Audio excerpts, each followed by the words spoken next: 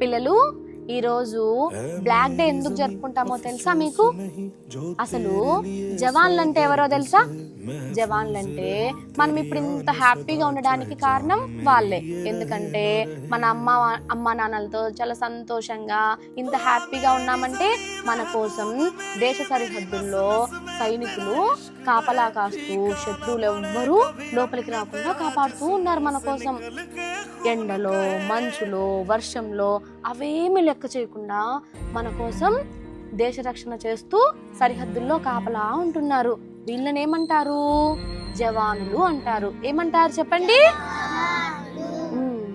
సరిగ్గా 2019 అంటే 2019 ఫిబ్రవరి 14 అంటే ఎగ్జాక్ట్ గా ఇదే రోజు ఒక పెద్ద విషాదం జరిగింది.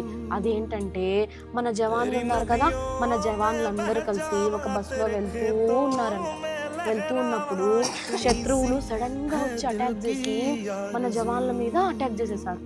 చేయడం వల్ల 40 మంది జవాన్లు చనిపోయారు. ఇది చాలా బాధాకరం కదా.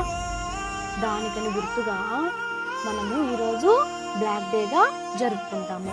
వాళ్ళకు కూడా మనలాగే అమ్మ నాన్న పిల్లలు అందరూ ఉన్నారు కదా, అయినా మన కోసం పోరాడి సరిహద్దుల్లో చనిపోయినారు కదా.